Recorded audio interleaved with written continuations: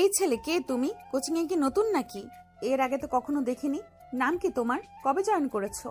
জি madam, আমি নতুন, আজকে ফার্স্ট আসলাম, তাই আগে কখনো দেখেননি। আমার নাম ইরফান, আমি আকবর আলী কলেজের স্টুডেন্ট। ও আচ্ছা, ভালো তো। ক্লাসে চুপচাপ থাকবে সব সময়, কোনো রকমের বেয়াদবি করবে না। আর আমি তো শুনেছি উল্লাপাড়া আকবর আলী কলেজ স্টুডেন্টরা অনেক শান্তশিষ্ট হয়।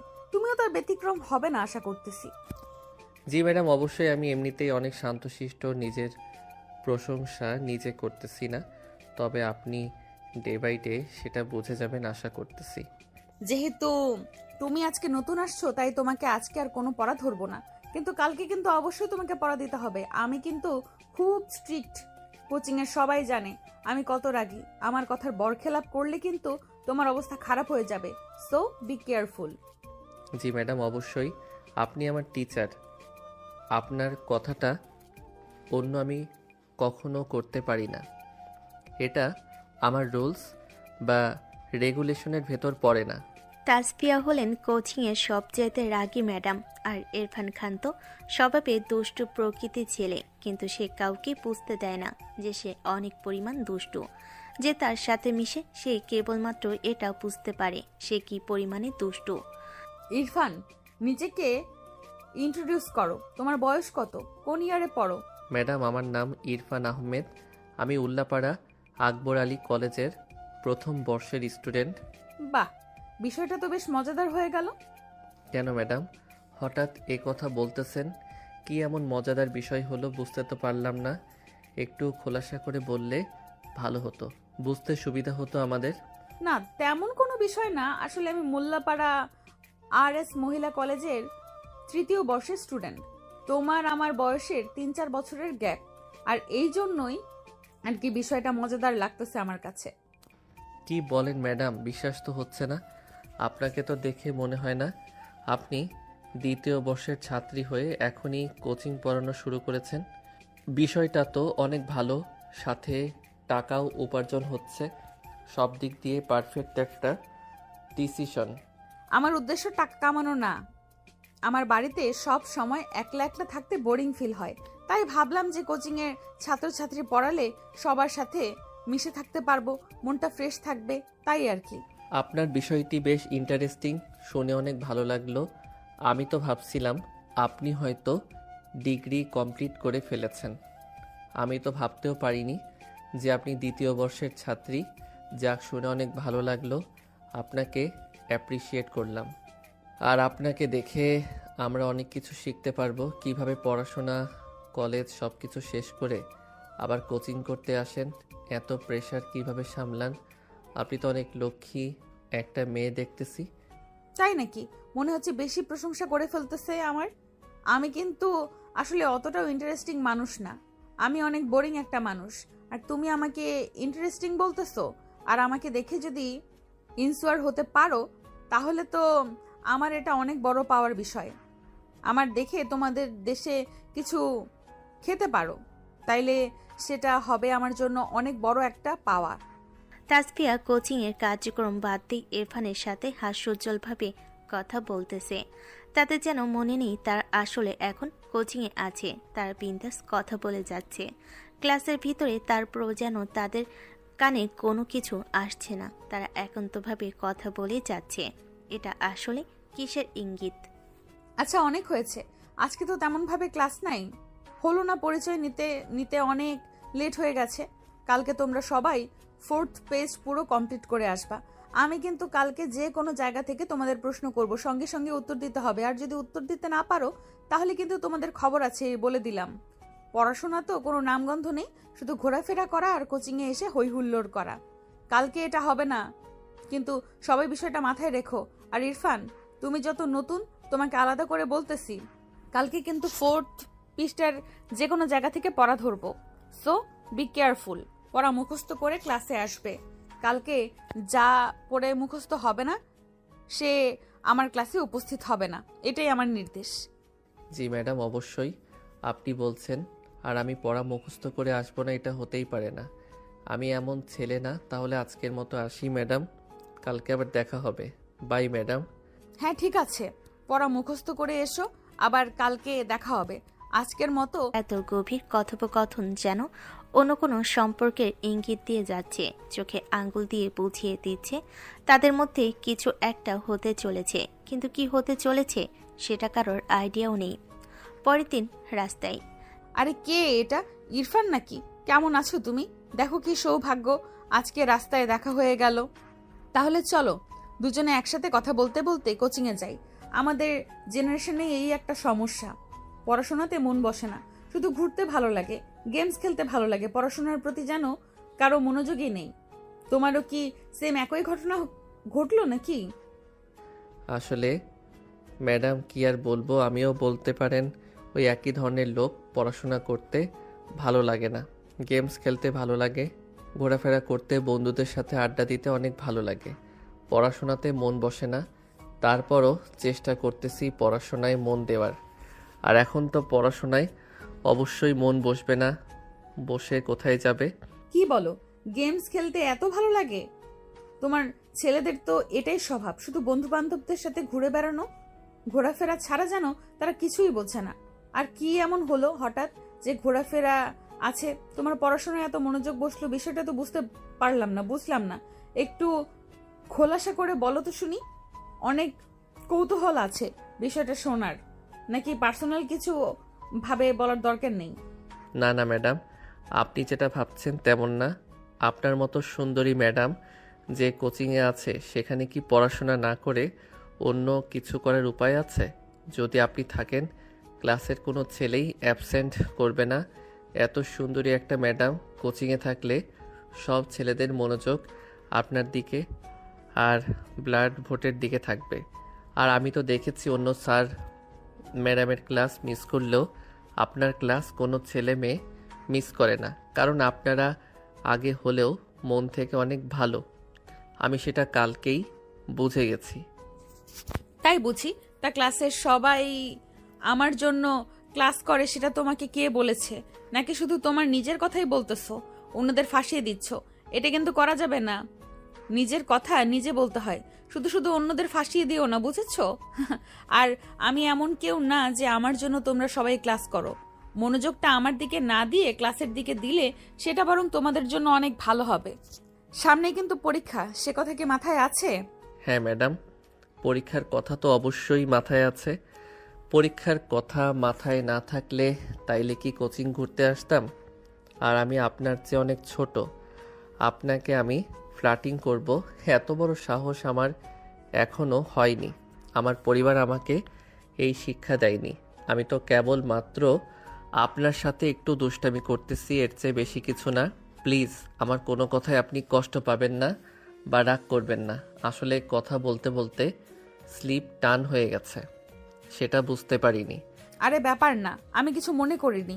তুমি যদি দুষ্টুমি করতে পারো, আমি করতে পারবো না? আর হ্যাঁ, ভালো কথা, আজকের পড়া মুখস্থ করে আসছো তো, নইলে কিন্তু খবর আছে। দুষ্টুমি তো খুব পারো, দেখবো আজকে পড়াশোনাটা কেমন ভাবে। সো ক্লাসে ঢোকার আগে প্রিপারেশনটা ভালোভাবে নিয়ে নিও। জি অবশ্যই, আমি সবসময় ক্লাসের পড়া পড়ে আসার চেষ্টা করি, আজকে তার ব্যতিক্রম হবে না। আর আপনি বলছেন না পরে আসতে পারি? তাসফিয়া এবং ইরফান কথা বলতে বলতে ক্লাসের সামনে চলে এসেছে। ইরফান বাইরে দাঁড়িয়ে রইল আর ম্যাডাম রেস্টরুমে চলে গেল। কিছুক্ষণ পরই তো দেখলাম শুরু হবে ইরফানের তার বন্ধুদের সাথে দেখা। কী রে বন্ধু, কি ব্যাপার? একদিন হলো না কোচিং শুরু করেছিস, আর এর মধ্যে কি ম্যাডামকে পটিয়ে ফেললি নাকি? হ্যাঁ, সত্যি করে বলতো মামা, ব্যাপারটা কি? হ্যাঁ, আরে তোরাও না কী সব বলিস না, কিছুই আটকায় না তোদের মুখে। আর পটিয়েছে মানে এটা কেমন কথা বললি? বন্ধু, উনি আমার ম্যাডাম হন, ওনার ব্যাপারে এমন কথা কিন্তু বলা উচিত না। তাই না বলার সঙ্গে সঙ্গে এরকম টান লেগে গেল, বুঝতে পারলাম না। তাহলে বিষয়টা মনে হয় সত্যি। আর কোনো বইয়ের লেখা আছে যে ম্যাডামের সাথে প্রেম করা যাবে না, ম্যাডামকে লাইন মারা যাবে না? কোথাও তো লেখা নেই, তাই না? আর ম্যাডাম তো তোর চেয়েও বয়সে বেশি একটা বড় না, খুব হলে 2-3 বছরের একটা গ্যাপ আছে। এটা কোনো বিষয় হলো, হতেই তো পারে। আর আমাদের আন্দাজ কখনো ভুল হয় না। ধুর, তোরা এসব কী যে বলতেছিস না, মাথায় কাজ করে না। উনি হলেন আমার ম্যাডাম, আমাদের শিক্ষিকা। আর হ্যাঁ, উনি হয়তো অনেক ইয়াং, তার মানে এই না আমি তার সাথে প্রেম করব বা তোদের বাসায় যেটা বললে লাইন মারবো এমন কিছুই না। এটা শুধু তোদের বোঝার ভুল। আর তোরা তো সবসময় নেগেটিভ মাইন্ড নিয়ে বসে থাকিস। ঠিক বলছি না মামা, বলতো? তোমাকে আমি চিনি বন্ধু, তুমি যে কতটা আবেগপ্রবণ সেটা আমি খুব ভালো করে জানি। তুমি যে কি করতে পারো না পারো সেটা ভালো করে জানি। একবার ম্যাডামের প্রেমে হোঁচট খেয়ে পড়লে তোমাকে আর সোজা করে দাঁড় করিয়ে রাখা যাবে না বন্ধু, সেটা আমরা সবাই খুব ভালো করেই জানি। তাদের এই কথোপকথনের মধ্যে সবাইকে ক্লাসের জন্য রুমে ডাকতেছে। ইরফান ও ইরফানের বন্ধুরা কথোপকথন শেষ করে ক্লাসের ভিতর ঢুকে গেল। গুড মর্নিং, সবাই কেমন আছো? Good morning madam. আলহামদুলিল্লাহ, আমরা সবাই অনেক ভালো আছি। আপনি কেমন আছেন? আমি অনেক ভালো আছি। তা কালকে যে তোমাদের পড়া দিয়েছিলাম সবাই মুখস্থ করেছো তো? আর এই যে মিস্টার ইরফান, কালকে তো বলেছিলেন লাস্ট বেঞ্চে, আজকে হঠাৎ ফার্স্ট বেঞ্চে বসে বলছেন। ওরা কি খুব ভালোভাবে মুখস্থ করে আসছেন নাকি? তার জন্য অ্যাটেনশন পেতে সামনে বসেছেন? হ্যাঁ, আসলে না ম্যাডাম, যেমনটা ভাবছেন বিষয়টা তেমন না। রুমে ঢোকার পরে ফার্স্ট বেঞ্চে জায়গা পেয়েছি, তাই ফার্স্ট বেঞ্চে বসছি। ও আচ্ছা, বসেছো, ভালো কথা। পড়াতে সময় যেন আনতাম তা করো না। আমি তো শুনেছি কিউট ছেলেরা নাকি পড়াশোনা তেমন একটা পারে না। তুমি তো দেখতে মাশাল্লাহ অনেক কিউট। আমার মনে হচ্ছে না তুমি পড়া দিতে পারবে। কি বলেন আপনি? যেমনভাবে বলছেন আমাকে আমি অনেক কিউট, একটু বাড়িয়ে বলছেন। হয়তো আসলে আমি অত কিউট না। যদি কিউট হতাম তাহলে আজকে পাশ্চাত্য ৫-৭টা প্রেম করে ফেলতাম। কিউট নই, চেহারা ভালো না, তাই আজ পর্যন্ত একটা প্রেম করতে পারিনি। বিষয়টা হতাশাজনক না? তার উপর আপনি আমাকে কিউট বলতেছেন। খুব হাসি পাচ্ছে আপনার কথাটা শুনে। ওরে বাপরে, প্রেম করার এত শখ তোমার? প্রেম কিন্তু মোটেও ভালো জিনিস না। আর তুমি কি জানো, কিউট ছেলেদের দিয়ে কখনো প্রেম হয় না। তারা কখনো কোনো মেয়েকে প্রপোজ করতে পারে না। কিন্তু কিউট ছেলেদের মেয়ে নিজেরাই এসে প্রপোজ করে, তাদের অ্যাটেনশন নিতে চায়। তো তোমার ক্ষেত্রেও আমার মনে হচ্ছে সেটাই হতে পারে। আর আমার তো বিশ্বাসই হচ্ছে না যে তুমি এখনো সিঙ্গেল আছো। প্রেম করার শখ না থাকে বলুন? আমার ছিল, বাট সাহস হয় না একটা মেয়েকে প্রপোজ করার। অত বড় কলিজা এখনও আমার হয়ে ওঠেনি। আমাদেরও কেউ কখনো প্রপোজও করেনি, প্রেমের একটা লেটার দেয়নি। প্রেমের আশা বাদ দিয়ে দিছি। এসব আমার দ্বারা হবে না। আমার চেহারা অতটা ভালো না যে আমাকে কোনো মেয়ে সে প্রপোজ করবে। আর সিঙ্গেল নাকি মিঙ্গেল এটা বিশ্বাস করাতে এখন আমার কি করতে হবে বলুন? কপালের সাথে লেখা থাকলে অবশ্য ভালো হতো, কিন্তু আসল সত্যিটা হলো আমি একটা পিওর সিঙ্গেল ছেলে। তাসফিয়া ইরফানের সাথে এমন খুনসুটি অন্য কিছুর ইঙ্গিত দিচ্ছে। ক্লাসের সবার সাথে হাস্যোজ্জ্বলভাবে কথা বলতেছে তাসফিয়া ম্যাডাম। এর আগে কখনো এমন হাস্যোজ্জ্বল ভাবে তাসফিয়াকে দেখেনি কেউ। তাদের কথোপকথনের মধ্য দিয়ে ক্লাসের শেষ সময় হয়ে এলো। ইরফান, আমার জন্য একটু বাইরে ওয়েট করো, আমি আসতেছি। ৫-১০ মিনিট লাগবে। তুমি বাইরে গিয়ে দাঁড়াও, আমি দ্রুত আসতেছি। একসাথে যাব, কিছু কথা আছে তোমার সাথে। ঠিক আছে ম্যাডাম, আপনি আসেন, আমি বাইরে দাঁড়িয়ে আছি, সমস্যা নেই। আপনার কাজ আপনি সেরে আসেন। কি ব্যাপার বন্ধু, আমি বলেছিলাম না যে তোমার সাথে তাসফিয়া ম্যাডামের কিছু একটা চলছে? বিশ্বাস হলো তো? এখন তা না হলে আমাদের কখনো কাউকে এমনভাবে বললো না, আর তোমাকে আজকে দাঁড়াতে বললো, একসাথে যাওয়ার কথা বললো। এটা তো মাম্মা একটা সম্পর্কের ইঙ্গিত দিচ্ছে। সেটা হলো প্রেম, আমার প্রেম। তোরা পারিস মুখে যা আসে তাই বলে যাস। আমার সাথে অন্য কোনো কথা থাকতে পারে নাকি? পড়াশোনার বিষয় হোক বা আদার্স কোনো বিষয়। কিন্তু তোরা যেটা ভাবছিস সেটা কিন্তু কখনোই সম্ভব না। সেটা তো নিজেও ভালো করে জানিস। আমাদের মধ্যে প্রেম কখনোই সম্ভব না, কারণ সে আমার অনেক সিনিয়র একজন মানুষ। বুঝি বন্ধু, আমরা সবই বুঝি। আমি প্রথমে বলছিলাম না যে তোর সাথে তাসফিয়া ম্যাডামের কিছু একটা হয়ে যাবে, তবে বলতে না বলতে আজকে তোকে একসাথে যাওয়ার জন্য বললো। সামনে আরও বড় কিছু হবে বন্ধু, আমার কথাটা মিলিয়ে নিস। ইরফানও মনে মনে ভাবতে লাগলো যে আসলে কি এমন কিছু হতে পারে, আবার হচ্ছে না। এমনটা কখনোই সম্ভব না, কারণ সে একজন সিনিয়র মানুষ। সে হয়তো আমাকে পড়াশোনার বিষয়ে কিছু কথা বলবে। ইরফান, যার তো এখনো দাঁড়িয়ে আছো। আমি তো ভাবলাম তুমি চলেই গেছো, 10 মিনিটের কথা বলে 20 মিনিট হয়ে গেল। আমি তো ভাবছি তুমি চলে গেছো।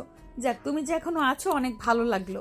তোমার সাথে কিছু গুরুত্বপূর্ণ কথা আছে, চলো যেতে যেতে কথাগুলো বলি। ম্যাডাম, কি এমন কথা আছে আমার সাথে? বিষয়টা আমি বুঝতে পারতেছি না। আমি কি কোনো বেয়াদবি বা ভুল করে ফেলছি আপনার সাথে? একটু যদি খোলাসা করে বলতেন তাহলে মন থেকে সংসারটা নেমে যেত।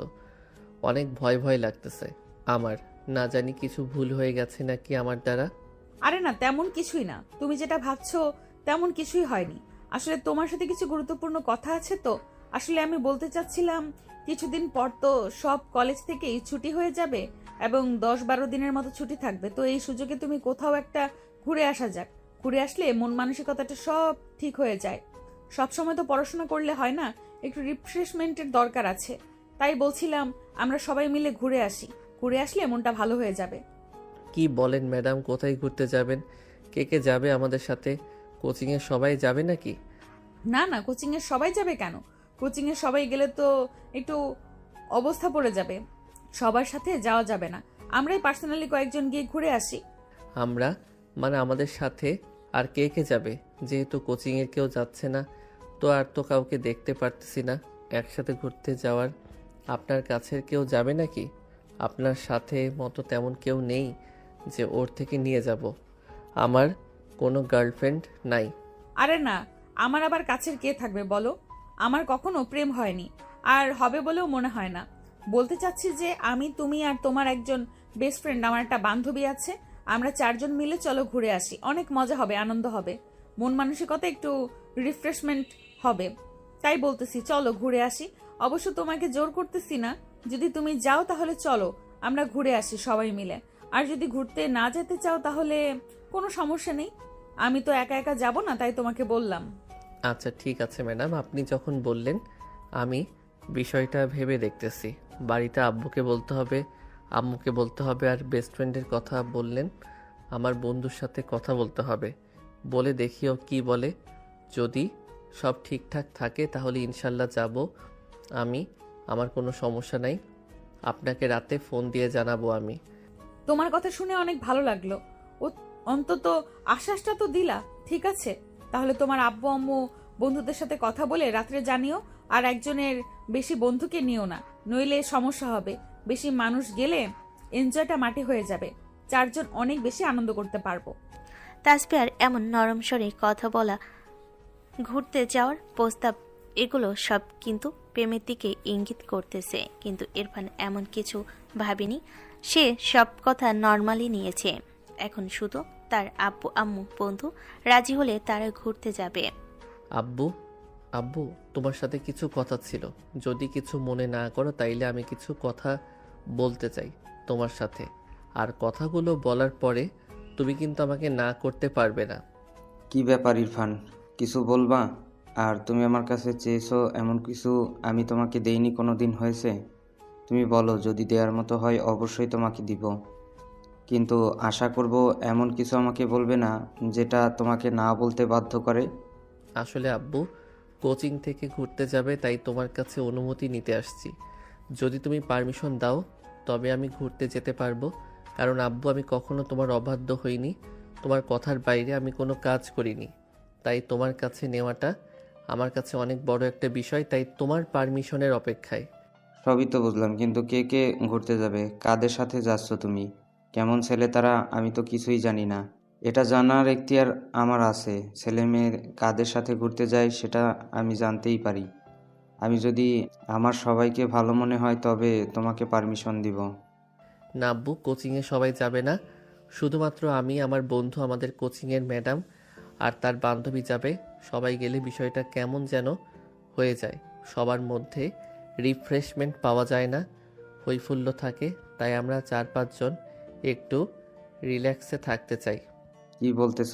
ম্যাডামের সাথে ঘুরতে যাবে, আবার মাত্র 4জন মানুষ? বিষয়টা কেমন হয়ে গেল না?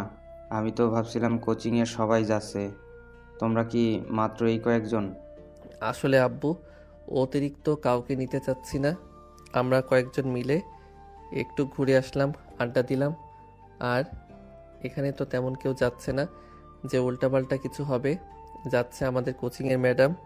তিনি খুবই স্ট্রিক্ট একজন মানুষ, নম্রভদ্র, বেশি একটা কথা বলে না, কিন্তু মনের দিক থেকে অনেক ভালো। সবই তো বুঝলাম, তবে বিষয়টা আমার কেমন জানি লাগছে। তারপরও তুমি যেটা বলতেছো ভালো হবে, তাহলে আর আমার কোনো আপত্তি নেই। বিষয়টা আলোচনা সাপেক্ষে দেখতে হবে। তারপরও তোমার আম্মুর সাথে একটু কথা বলো, দেখো তোমার আম্মু কি বলে। আমি তো রাজি, কত টাকা লাগবে আমাকে বলো, আমি তোমাকে দিয়ে দেব। কিন্তু তোমার আম্মুর সাথে একটু কথা বলে দেখো তোমার আম্মু কি বলে। তোমার আম্মু যদি যেতে বলে তাহলে যাও, কোনো সমস্যা নেই। আমার আম্মু, তুমি বললে তাতে তো হয়ে গেল। আমার আম্মুকে কেন বলতে হয়?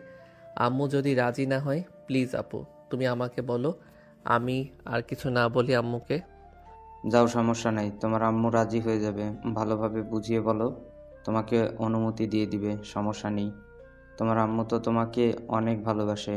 শুধু আমার পারমিশন নিলে কি হবে? তার পারমিশন নিতে হবে। শুধু আমার পারমিশন নিলে কি হবে? তোমার আম্মুকে গিয়ে ভালো করে বলো তোমার আম্মুর আছে হয়ে যাবে। আম্মু, তোমার সাথে কিছু কথা ছিল, কিন্তু তুমি আমাকে কথা দাও, কথাগুলো বলার পরে তুমি আমাকে পারমিশন দিয়ে দিবে। যদি কথা দাও তাহলে আমি কথাগুলো বলতে রাজি আছি। কি ব্যাপার? কোনো কিছু দরকার বা কোনো ঝামেলা হলেই তো চলে আসো আমার কাছে। আজকে আবার নতুন করে কি হয়েছে বলো শুনি, কিসের পারমিশন? আম্মু, আমি একটু ঘুরতে যাব, আব্বু নম্বর দিয়েছে, এখন শুধু তোমার অনুমতি অপেক্ষা। তুমি যদি হ্যাঁ বলো তাহলে আমি ঘুরতে যেতে পারি, আর তুমি যদি না বলো তাহলে আব্বু যেতে দিবে না। প্লিজ আম্মু, রাজি হয়ে যাও। ও আচ্ছা, এই ব্যাপার। যে দেখছো কলেজ 10-12 দিন ছুটি হয়ে গেছে, তখনই ঘুরতে যাওয়ার প্ল্যান করে ফেলেছো। পড়াশোনা কিছু নেই নাকি? ছুটির সময় একটু পড়াশোনা করলেও তো পারো, এখন ঘুরতে যেতে হবে কেন? আর হ্যাঁ, কার সাথে ঘুরতে যাচ্ছ? কে কে যাচ্ছ?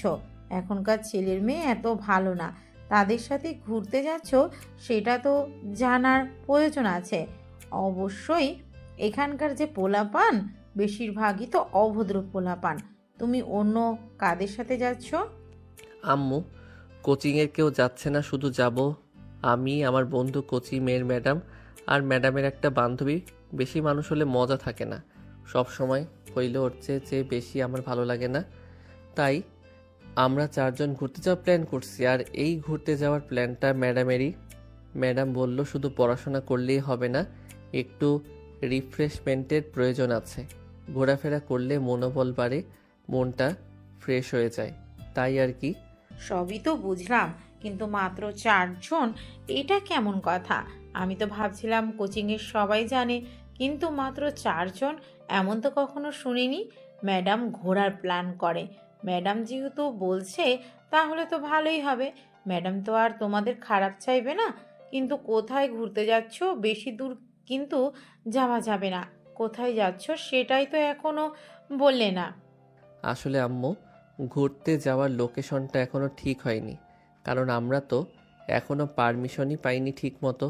আগে পারমিশন পাই, পরে তো লোকেশন ঠিক হবে। আমি তো পারমিশন পেয়ে গেলাম, এখন শুধু আমার বন্ধুর পালা তো পারমিশন পেয়ে যায়। তাই কালকে ডিসকাশন করব কোথায় ঘুরতে যাওয়া যায়। আর বেশি দূর একটা যাওয়ার কথা না বলে গেলে কি সমস্যা আছে? তো করার কোনো জায়গা নেই, দূরে গেলে ভালো হয়। দেখছো তোমার ছেলে কি বায়না ধরেছে, সে নাকি ঘুরতে যাবে। কি যাক, ঘুরে আসুক। সারাদিন রাতে বাড়িতে বসে থাকে, পড়াশোনা বাড়ি পড়াশোনা বাড়ি, একটু ঘোরাফেরা করলে শরীর মন দুটা ভালো হয়ে যায়। তো যাক, সমস্যা নেই।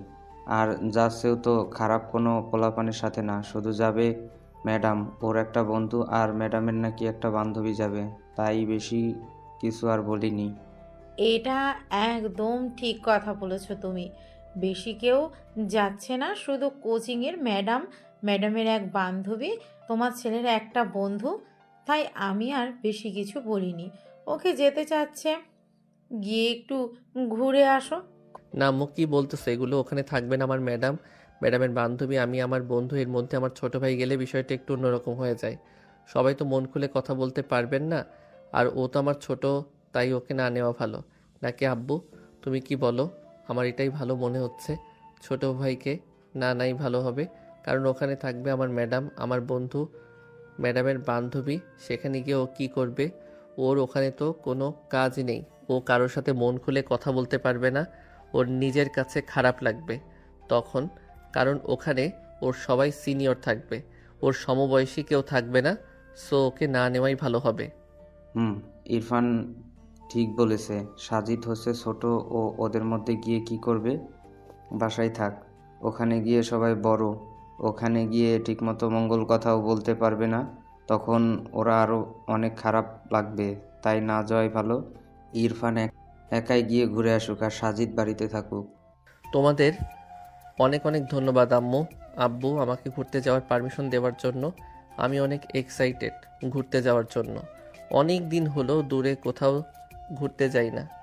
অনেক ভালো লাগছে। তোমাদের অনেক অনেক ধন্যবাদ। ইরফান প্রচণ্ড পরিমাণে হ্যাপি আজকে, কারণ সে ঘুরতে যাওয়ার অনুমতি পেয়ে গেছে। এখন শুধু পোহর গোনার অপেক্ষা, আর 2-1 দিন পরই তারা ঘুরতে যাবে। এখন শুধু তার বন্ধু রাজি হলে তাদের শুরু হবে কোথায় যাবে, কোথায় থাকবে। হ্যালো বন্ধু, কই আছিস এখন তুই? তোর সাথে কিছু কথা ছিল। বন্ধু বল, আমি এখন বাড়িতে ঘরের ভিতর শুয়ে আছি। কি বলবি বল, ফ্রি আছি, সমস্যা নেই। আমরা তো ঘুরতে যাওয়ার প্ল্যান করছি, তবে কিন্তু বন্ধু যেতে হবে না, না করিস না প্লিজ বন্ধু। কি বলিস, হঠাৎ ঘুরতে যাবি? কোথায় ঘুরতে যাবে আর কে কে যাচ্ছে? সকালে কোচিং থেকে আসলাম তখন তো কিছু বললি না, এখন হঠাৎ ফোন দিয়ে বলছিস কখন করলে প্লেয়ার, কিছু তো জানতেই পারলাম না। আসলে বন্ধু প্ল্যানটা আসলে আমার না, প্ল্যানটা করছে ম্যাডাম। ম্যাডাম বলল যে 10 বার কিন্তু ছুটি আছে, তো চলো দূরে কোথাও ঘুরে আসি। অনেক দিন হলো কোথাও ঘুরতে চাই না, গেলে অনেক ভালো লাগে, মন মেজাজ ফ্রেশ হয়ে আসবে। আর সত্যি তো অনেক দিন ধরে ঘুরতে চাই না, চলো না বন্ধু ঘুরে আসি। এত এমার্জেন্সি বললে কিভাবে সম্ভব বল? টাকা পয়সার ব্যাপার আছে তো, বাড়িতে অনুমতি নিতে হবে, একটু তো সময়েরও ব্যাপার। এত এমার্জেন্সি করলে কিভাবে হবে বল? আর আমি তোকে বলছিলাম না মামা, ম্যাডাম আর তোর কিছু একটা হতে চলেছে। দেখলে তো, ধীরে ধীরে সব কথাই আমার মিলে যাচ্ছে। আজকে ঘুরতে যাওয়ার কথা বলেছে, আর কাউকে কিন্তু বলেনি, শুধুমাত্র তোকেই বলেছে। কেন বলেছে তুই সেটা কি বুঝতে পারছিস না? সামনে আরও বড় কিছু হবে মামা, অপেক্ষায় থাক। আমার কথা সব অক্ষরে অক্ষরে মেলে দেখে নিস, তুই আমার কথা কখনো মিথ্যে হয় না। কি সব বলেছে বন্ধু, সেসব পরে দেখা যাবে, এখন তুই বল ঘুরতে যাবে কিনা। আর তুই না করলেও কিন্তু তোকে আমি জোর করে নিয়ে যাব আমার তরফ থেকে। আমি আর তুই যাব, আর ম্যাডামের বান্ধবী যাবে, 4 জনের বেশি যাবে না। আর কোচিংয়ের কাউকেই নেওয়া যাবে না, গেলে হই হুল্লোড় হবে। আর আমার বেশি চেঁচামেচির ভিতর থাকতে মন চায় না, তাই আমরা কয়েকজন গেলে সময়টা অনেক ভালো কাটবে, সবাই মিলে আড্ডা দেওয়া যাবে, ঘোরাঘুরি করা যাবে। এটা অবশ্যই তুই একটা সত্যি কথা বলেছিস, কোচিনের সবাইকে নিয়ে গেলে পুরো বাজার বানিয়ে ফেলবে। 4-5 জন গেলে ঘুরে মজা পাওয়া যাবে, আড্ডা দিয়ে মজা পাওয়া যাবে, ঘুরে মনে শান্তি পাওয়া যাবে, সব দিক দিয়ে পারফেক্ট হবে। কিন্তু আমি একটা জিনিস বুঝতে পারছিলাম না, এত মানুষ বাদ দিয়ে তোকে কেন ম্যাডাম ঘুরতে যাওয়ার অফার করলো?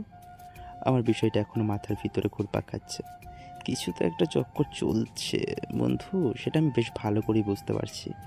আর তুমি এখন না বুঝলেও কিছুদিন পর বোঝা যাবে আমার কথাটা, তুই মিলিয়ে নিস। আর কথাগুলো মিলে গেলে আমাকে টিট দিতে হবে জ্বালা, তুই যদি আমাকে টিট না দিস তাহলে তোর কিন্তু খবর আছে। আচ্ছা ঠিক আছে, পরের কথা পরে বলিস। তোর কথা যদি আসলেই সত্যি হয়ে যায় তাহলে অবশ্যই তোকে আমি ট্রিট দিব, যা খেতে চাস তাই খাওয়াবো। তবে এটা কখনোই হবে না বন্ধু, তুই শুধু শুধু এমন কথা বলতেছিস। এমন কিছুই হবে না, ম্যাডাম জানে তার আর আমার বয়সের অনেক গ্যাপ, সে কখনো এটা চাইবে না যে তার সাথে আমার সম্পর্ক হোক। এটা ভাবতে কেমন লাগে শালা, তুই কি সব ভাবিস? আচ্ছা বন্ধু, তাহলে তোরা প্ল্যান কর কোথায় ঘুরতে যাবি। আমি আছি, সমস্যা নেই, শুধু একটু টাকা পয়সা নিয়ে সমস্যা, আর বাড়িতে ওটা ম্যানেজও হয়ে যাবে, সমস্যা নেই। আমার জন্য কিছু বাড়তি টাকা নিয়ে যাই, যদি প্রয়োজন হয় তাহলে নির্ভর, যদি না প্রয়োজন তাহলে আর লাগবে না, কিন্তু ব্যাকআপ হিসেবে রেখে দিস, কারণ ম্যাডাম যাচ্ছে, মান সম্মান তো কিছু থাকবে না। সো তোকে আগেই বলে রাখলাম, কথাগুলো মাথায় রাখিস। আর ঘুরতে গেলে মজা তো অবশ্যই হবে, অনেকদিন পর দূরে কোথাও ট্যুর দেবো, বেশ এক্সাইটেডমেন্ট। ইরফানের আব্বু আম্মু পারমিশন দিয়ে দিয়েছে, এদিকে তার বন্ধুও যেতে রাজি হয়ে গেছে। তারা ঘুরতে যাওয়ার প্ল্যান করতে বাকি এখন শুধু, কিন্তু আসলে সামনে কি হতে চলেছে সেটা আসলে কেউ আন্দাজ করতে পারছে না। হয়তো ভালো কিছুই হবে, কিন্তু কি হবে সেটা কেউ জানে না।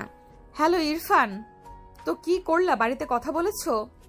তুমি কিছুই তো জানালে না আমাকে। আমি অপেক্ষায় আছি, কিন্তু তুমি আমাকে ফোন করে কিছুই জানালে না। যাবে কি যাবে না কিছুই তো বলতেছো না। আমি আপনাকে ফোন দিতে যাচ্ছিলাম, এর মধ্যে আপনার ফোন দিয়েছেন।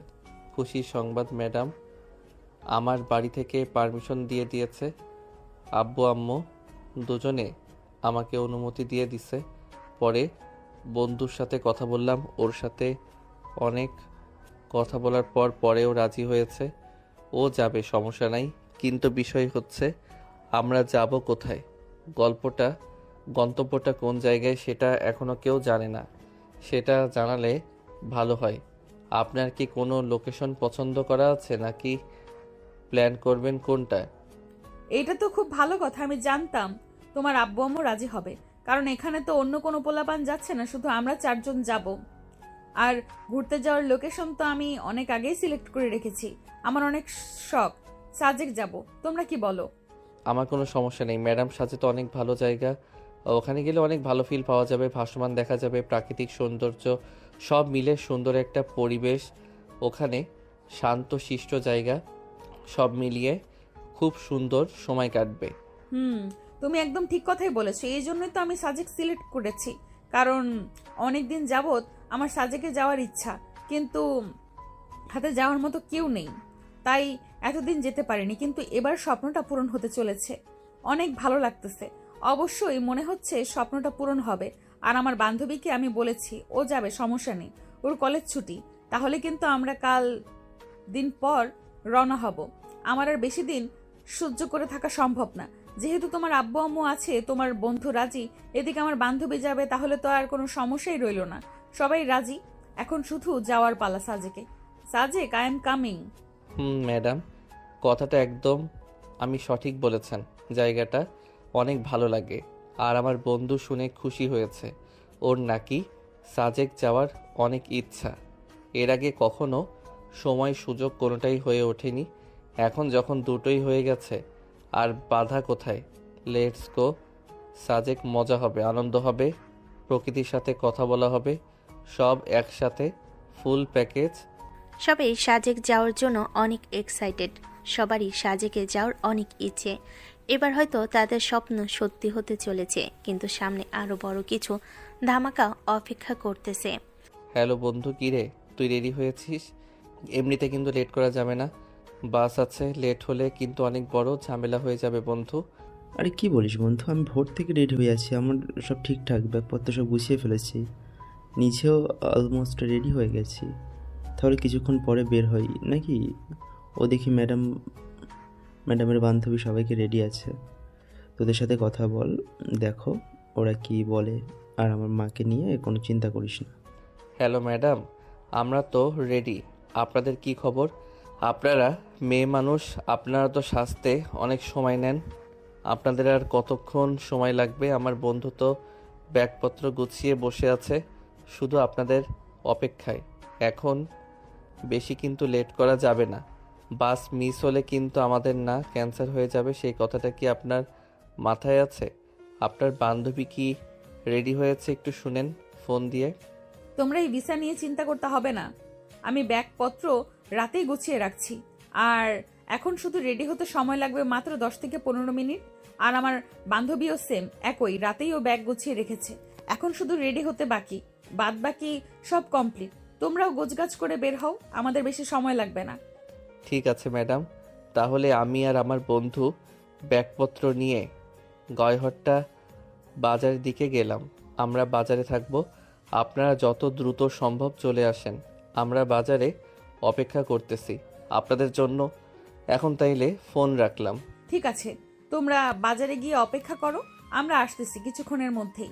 আমাদের সময় লাগবে না, ঠিক আছে? তোমরা এগোও তাহলে, আমরা আসতেছি। এখন শুধু তাদের সময়ের অপেক্ষা। অধিক আগ্রহের অবসান ঘটতে যাচ্ছে। এখন তারা উল্লাপাড়া বাস স্ট্যান্ডে গিয়ে বাস ধরবে। ওখান থেকে সরাসরি সাজেক, মেঘের রাজ্যে নামে পরিচিত সাজেকে যাওয়ার মজাই আলাদা। এইদিকে তাসফিয়া এবং তাসফিয়ার বান্ধবী রেডি হয়ে বাজারে চলে আসছে। এখন তারা উল্লাপাড়ার দিকে রওনা হবে। ইরফান, জায়গাটা অনেক সুন্দর না? কত সুন্দর পরিবেশ, হিমেল হাওয়া বইছে, প্রাকৃতিক সৌন্দর্য দেখতে কার না ভালো লাগে বলো? সত্যিই আজকে অনেক ভালো লাগতেছে। আমার এর পেছনে অবশ্য তোমার অনেক বড় অবদান আছে। তুমি যদি রাজি না হতে তাহলে কখনোই সম্ভব হতো না। তোমার জন্যই আজকে আমার সাজেকে আসার স্বপ্ন পূরণ হলো। আরে কিছু বলেন না, আপনি আমার আগে সিনিয়র মানুষ, তার উপর আবার ম্যাডাম। আপনি একটা আবদার করছেন, আমি সেটা কখনো হতে পারে? আর আমারও তো সাজেকে আসার অনেক ইচ্ছা ছিল। আপনার ওসিলাতে আমার স্বপ্ন পূরণ হয়ে গেল। দেখুন না জায়গাটা কত সুন্দর, মনে হচ্ছে সারা জীবন এখানে থেকে যাই। কিন্তু কি করার, যেতে তো আমাদের হবেই। কিন্তু এই প্রকৃতির মাঝে থেকে যেতে মন চাচ্ছে না, মনে হচ্ছে প্রকৃতির মাঝে হারিয়ে যাই। এখানে আসার পেছনে অনেক বড় একটা মিথ্যা লুকিয়ে আছে, যে মিথ্যেটা সত্য করার জন্য আজকে আমাদের এখানে আসা। আমি এখন তোমাকে এমন একটা কথা বলতে যাচ্ছি, সেটা শুনে তুমি হয়তো বেশ অবাক হবে, হয়তো আমার উপরে অনেক রাগও করবে, কিন্তু এটা বলার জন্যই আমি অনেক অপেক্ষা করেছি। আর না, আজকে আমাকে সেই কথাটা বলতেই হবে। কি বলেন, আপনার কথাগুলো তো আমার মাথার উপর দিয়ে যাচ্ছে। আপনি কি বলতেছেন আমি তো ঠিক কিছুই বুঝতে পারতেছি না। কি এমন সত্যি কথা যেটা বলার জন্য আপনি আমাদের সবাইকে সাজিকে নিয়ে আসলেন? আপনার কথা কিন্তু আমার মাথার উপর দিয়ে যাচ্ছে। প্লিজ একটু ভালো করে বলুন, আমার তো টেনশন আরও বেড়ে যাচ্ছে। ইরফান, আসলে আমি বলতে চাচ্ছিলাম যে আমি তোমাকে যেদিন কোচিংয়ে প্রথম দেখেছিলাম, সেদিন তোমাকে প্রথম দেখাতে আমি তোমাকে ভালোবেসে ফেলেছি, কিন্তু কখনো সাহস হয়নি তোমাকে বলার। কিন্তু আজকে এটাই সুযোগ, এইরকম সুযোগ আর কখনো পাবো না। আমি তোমার বউ হতে চাই, তোমার কাছ থেকে ভালোবাসা চাই, তোমার মনের ভেতর থাকতে চাই। I love you. প্লিজ আমার ভালোবাসা তুমি ফিরিয়ে দিও না। কথাগুলো শুনে যেন ইরফানের মাথায় সাজেকের সেই সুন্দর মনোরম প্রাকৃতিক পরিবেশের মধ্যে তার মাথার উপর আকাশ ভেঙে পড়ার মতো অবস্থা। কি থেকে কি হয়ে গেল সেটা কখনো কল্পনাও করতে পারে নাই যে এমন কিছু হতে পারে। সেই সময় তার বন্ধুর কথা তার খুব মনে পড়ছিল। তার বন্ধু তাকে বলেছিল ম্যাডাম নাকি তাকে লাইক করে। আজকে কথাটা সত্য হয়ে গেল, কিন্তু ইরফান এখনো বুঝতে পারতেছে না এটা কি করে হলো। আমাকে ম্যাডাম কি করে বলতে পারলো? কি বলতেছেন এগুলো ম্যাডাম? আপনার মাথায় কি ঠিক আছে? আপনি হুঁশে আছেন তো? আপনি কি আদৌ বুঝতে পারতেছেন আপনি কি কথা বলতেছেন আমাকে? এটা কিভাবে সম্ভব বলেন? আপনি আবার একজন সিনিয়র মানুষ, তারপরও আপনি আমার ম্যাডাম হন। আপনি এ কথা কি করে বলতে পারেন? আমার তো মাথায় কাজ করতেছে না। দেখো ইরফান, আমি যা বলতেছি সব ভেবেই বলতেছি। আমি আন্দাজে কোনো কথা তোমাকে বলিনি। তোমাকে আমার অনেক ভালো লাগে, আমার এত ভালো লাগে কখনো কাউকে লাগেনি এর আগে। কিন্তু তোমাকে প্রথম দেখাতেই আমি তোমার প্রেমে পড়ে যাই, কিন্তু কখনো বলার সাহস হয়ে ওঠেনি। আমি মনে মনে ভেবেছিলাম যে এইভাবে সম্ভব না, আমাদের দূরে কোথাও যেতে হবে, সেটাই হবে আমাদের জন্য পারফেক্ট জায়গা। সেখানে আমি তোমাকে প্রপোজ করব। আজকে আমার সেই দিন, তুমি আমাকে ফিরিয়ে দিও না। না না ম্যাডাম, এটা সম্ভব না। আমি কখনো এটা পারবো না। প্লিজ আপনি বোঝার চেষ্টা করুন। আপনি যে সম্পর্কের কথা বলতেছেন, এই সম্পর্ক কেউ কখনো মেনে নেবে না। আমার আব্বু আম্মু যদি জানতে পারে যে আমাদের মধ্যে এমন কিছু চলতেছে, তাহলে আমাকে একদম মেরে ফেলবে। ভাবছিলাম সাজেক এসে অনেক আড্ডা দিব, প্রকৃতির মাঝে হারিয়ে যাব, খাওয়া দাওয়া করব। কিন্তু আপনি এমন একটা কথা বলেন যেটা শুনে আমার সব আনন্দ খুশি কোথায় যেন হারিয়ে গেল। এটা কখনো সম্ভব না। আপনি একটু বোঝার চেষ্টা করুন, সমাজ পরিবার কেউ আমাদের এই সম্পর্ক মেনে নেবে না। প্লিজ। দেখো ইরফান, সমাজের দোহাই দিও না। সমাজ শুধু সমালোচনাই করতে পারে, সমাজ কি আমাকে বা তোমাকে খাওয়াতে পারবে সেটা কিন্তু মনে করবে না। আর বাকি রইল তোমার আব্বু আম্মু, আমি বোঝাবো তাদের, আমার পরিবার বোঝাবে তাদের, তারা বুঝে যাবে। শুধু তুমি রাজি হয়ে যাও, প্লিজ তুমি রাজি হও। সবাইকে রাজি করানোর দায়িত্ব আমার। তোমাকে আমি অনেক ভালোবাসি। আমি কখনো কাউকে আগে ভালোবাসিনি, কাউকে আমার এমন ভালোই লাগেনি, কিন্তু কেন জানি না তোমাকে প্রথম দেখাতেই আমার অনেক ভালো লেগে গেছে। তোমাকে যেন আমি ভুলতে পারতেছি না। উঠতে বসতে শুইতে সব সময় যেন তোমার কথাই মাথায় আসে। তোমাকে ছাড়া কিছুই বুঝতে পারছি না। দেখুন ম্যাডাম, আমার বাবা মাকে সম্পর্ক মেনে নেবে না, আর আপনি বলতেছেন সমাজের কথা। সমাজ আমাদের খাওয়াতে পড়াতে না পারলেও একটা জিনিস খুব ভালো পারে, সেটা হলো সমালোচনা করতে। আর প্রতিদিন যদি আমার আব্বু আম্মুর সমালোচনা শুনে তাইলে তাদের কি পরিমাণ কষ্ট হবে আপনি একটু ভাবতে পারতেছেন? একটু ভেবে দেখুন তো তাদের উপর দিয়ে কি ঝড় বইবে। দেখো ইরফান, হয়তো কিছুদিন একটু প্রবলেম হবে, কিন্তু ধীরে ধীরে সব ঠিক হয়ে যাবে। কারণ সমাজ একটা ঘটনা বেশি দিন মনে রাখে না। কিছুদিন হয়তো এগুলো সমালোচনা হবে, কিন্তু ধীরে ধীরে সব ঠিক হয়ে যাবে। কিন্তু আমি যে তোমাকে ভালোবাসি, তুমি আমাকে ছেড়ে চলে যাও, তাহলে আমি সেটা কখনোই ভুলতে পারবো না। কারণ তোমাকে ভোলা আমার পক্ষে সম্ভব না। আমি তোমাকে এতটা পরিমাণে ভালোবেসে ফেলেছি, আগে আমার এত ভালো কাউকে লাগেনি। তোমাকে প্রথম দেখাতেই আমি নিজের থেকেও বেশি ভালোবেসে ফেলেছি। তোমাকে জানি না কেন এত ভালোবাসি। তোমাকে যদি বলতে বলো কি দেখেছেন আমার মধ্যে, আমি সেটা বলতে পারবো না। শুধু একটা কথাই বলতে পারবো, তোমাকে আমি অনেক ভালোবাসি। আচ্ছা ম্যাডাম, অনেক কথা হয়েছে, এখন রুমে গিয়ে একটু রেস্ট নেন। কিছুক্ষণ পর এই বিষয়ে কথা হবে। এখন একটু খারাপ লাগতেছে, মাথা কাজ করতেছে না, একটু রেস্ট নেই। রুমে গিয়ে বসে থাকি, তারপরে সব বিষয়ে আমার কথা হবে। আমি একটু ভেবে দেখি।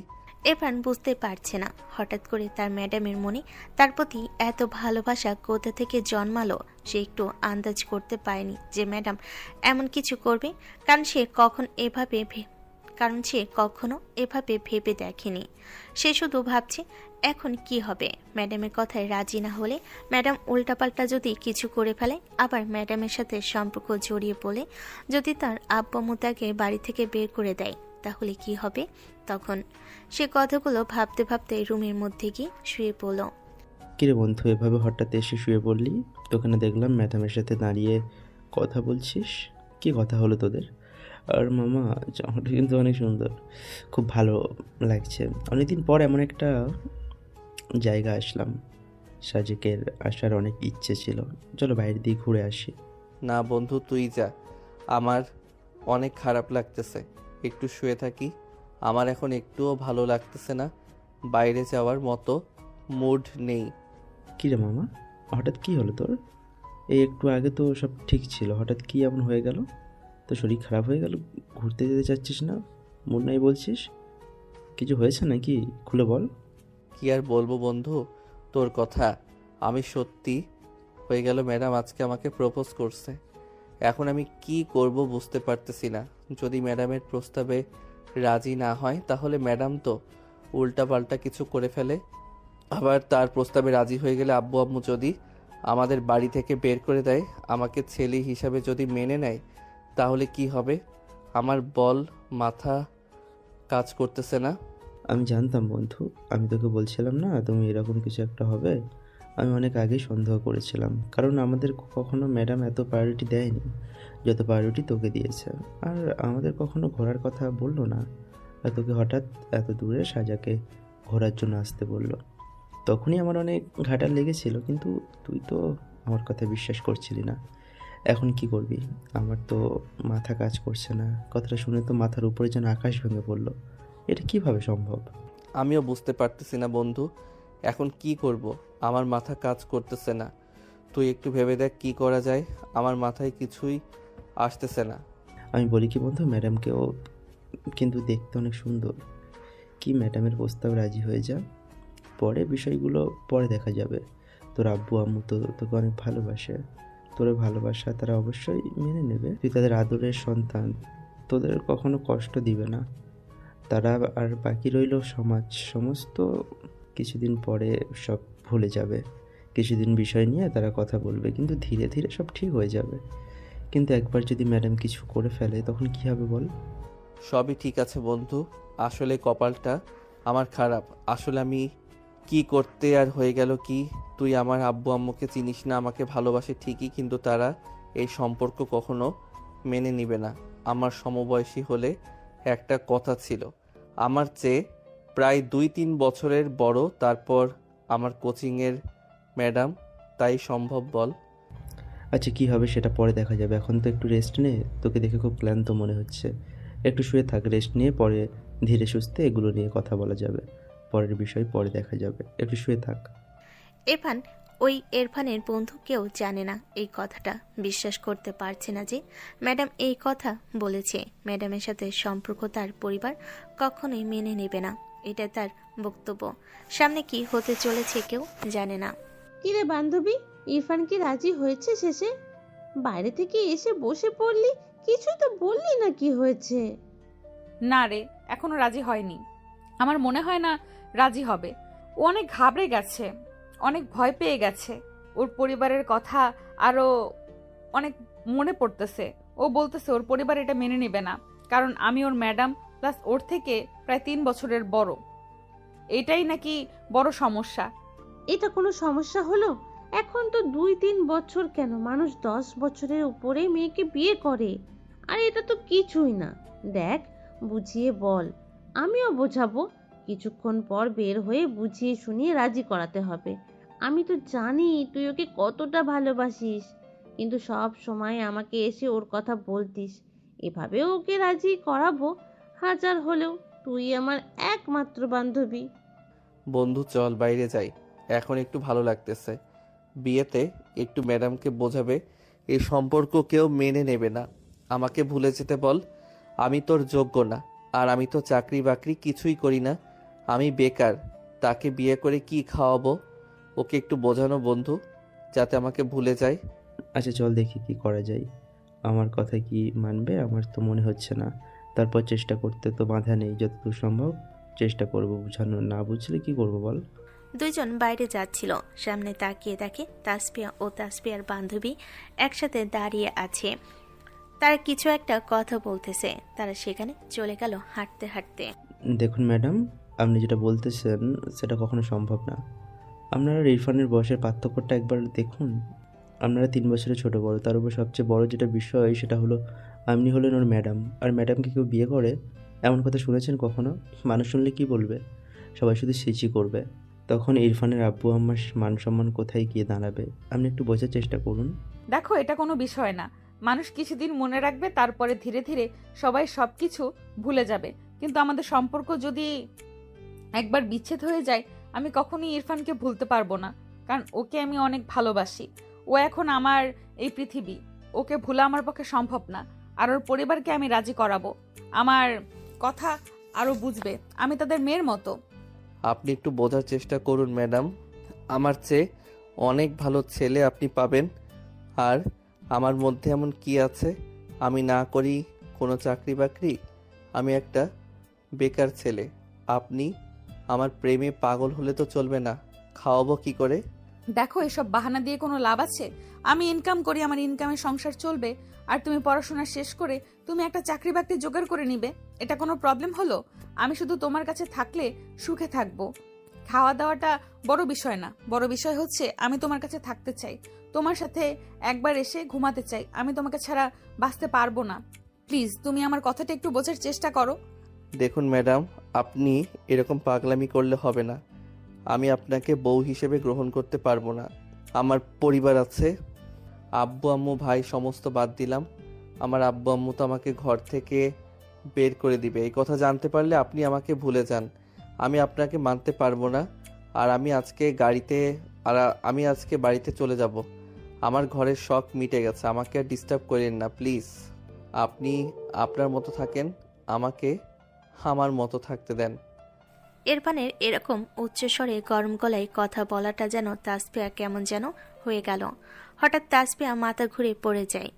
পড়ে গিয়ে পাথরের সাথে মাথা লেগে মাথা ফেটে যায়। সঙ্গে সঙ্গে তাসফিয়া অজ্ঞান হয়ে যায়। এখন সবাই দৌড়াদৌড়ি শুরু করে দিয়েছে। দ্রুত ডাক্তারের কাছে নিয়ে যেতে হয়। বন্ধু তাড়াতাড়ি কোনো অ্যাম্বুলেন্সে ফোন দেই। ওর অবস্থা কিন্তু অনেক খারাপ হয়ে যাচ্ছে, মাথা দিয়ে অনেক রক্ত বেরোচ্ছে। তাড়াতাড়ি ফোন দে, বেশি দেরি হলে কিন্তু বিশাল একটা প্রবলেম হয়ে যাবে, ম্যাডামের ক্ষতি হয়ে যেতে পারে। যত ফার্স্ট অ্যাম্বুলেন্স নিয়ে আসেক। ইরফান, ম্যাডামের আব্বু আম্মুকে জানানো অনেক জরুরি, তাদের কিন্তু জানাতেই হবে। পরে যদি আবার বলে যে তোমরা আমাদের কিছু জানানো নাই, ওটা কিছু হওয়ার আগেই তাদের জানানো ভালো, নাকি কি বলিস তুই? হ্যাঁ বন্ধু, তুই একদম ঠিক কথা বলেছিস।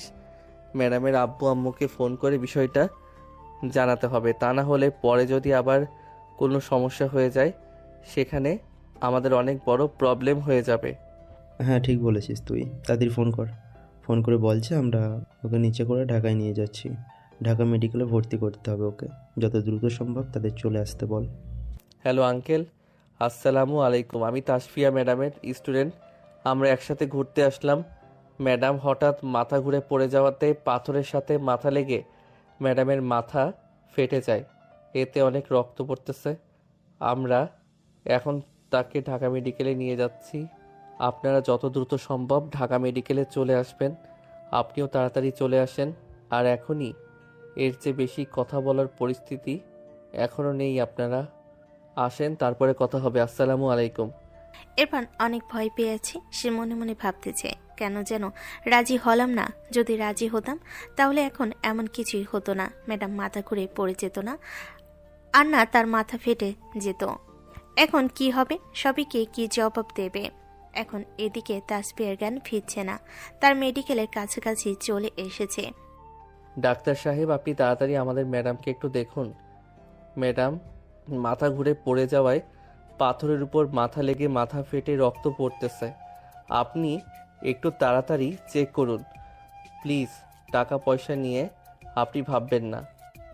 সবই তো বুঝতে পেরেছি। দেখে তো মনে হচ্ছে অবস্থা খারাপ। তোমাদের আগেও কোনো মেডিকেলে ভর্তি করা উচিত। ছেলের এত দূরে নিয়ে আসার কারণে রক্ত বেশি পড়ে গেছে। এখন দেখা যাক, আমাদের ফুল প্রচেষ্টা থাকবে। আপনারা ভাইরা অপেক্ষা করুন।